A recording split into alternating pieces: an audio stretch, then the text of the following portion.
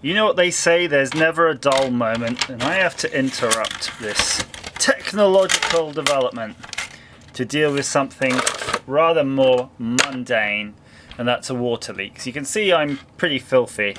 However, the kiddies noticed a noise in the cupboard. Whoosh, whoosh. So I pull off an access panel and, well, there's water everywhere anyway. I pull off an access panel and there's water spraying all over the place. And this is out of a pressurized hot mains at 55 degrees Celsius.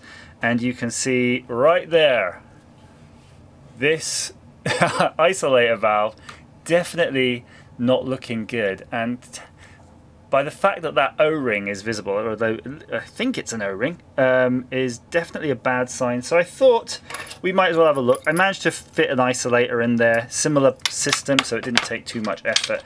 I could handle the water spraying around everywhere while I fought this pipe on, and then I realized I put the valve on the wrong way around, and you know, the usual calamity. Anyway, problem averted. I'll chuck a dehumidifier in there in a little while. Let's get this apart. So it's got a handy off. So what happened was it was spraying out the side, and as I shut it, it did stemmy the flow to a mere kind of drip, constant drip from it, and that gave me enough time to drive down the road and get a suitable replacement from my brother-in-law. So, phew. I've still got a bit of adrenaline. It's nothing like working in a bathroom behind a toilet area, is it? Where it's just the bathroom that the kids use, you know? You know what I'm talking about. There's a lot to be dealing with. A lot of scents. And look, that is crazy. That's actually loose. So you can see it's basically a nut on there and it's loose, which it generally shouldn't be. I'd be quite surprised to find that loose in production. And yes, look, it's failed right there on the thread. Now what's crazy with this is never used. I don't think this tap's ever been used, probably other than commissioning it right at the beginning of this installation, which is probably about 10 years old. So this failure really is just a fatigue. And I really can't fathom how it would happen, because you know, it's not really under any load. The valve's open, which means that this portion has been retracted fully from its seat. However, I am noticing, where's the rubber?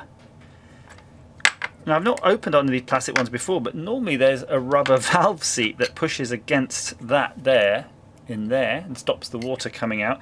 You see that's the flow coming from the left to the right. So the water comes out through this center spigot and then flushes down this edge here outwards that way. So there's normally a rubber seat on most taps. Do you need one on a plastic? Maybe there just isn't one on one of these. Still, we can experiment that a little bit further. So with the tap actually on there, if I can just about do it, you can see as you close this, that is forcing this out till it gets so far. You shouldn't really ever go that far out. And then that pushes against there and closes the water. And then as you open it, lefty loosey, righty tighty, you can see it's retracting it right back into its body. Like so, and then that would obviously release the water, and you can see it's just pretty much the same as a standard copper tap. That's your usual gubbins in there, and that's actually what you're doing when you're twisting a tap in and out. You're just moving that backwards and forwards on some sort of Acme thread. Yeah, to say I'm annoyed, well, maybe a bit of an understatement, but I am incredibly surprised. I would say if it's a scenario where you're only needing isolation and not tap functions, definitely do not put these somewhere where you can't get to them, because look at that. That would be a failure that you wouldn't get on the normal quarter turn, half turn isolator style. But yeah, pretty poo all round. Now I don't know who makes this. It says Opella on there.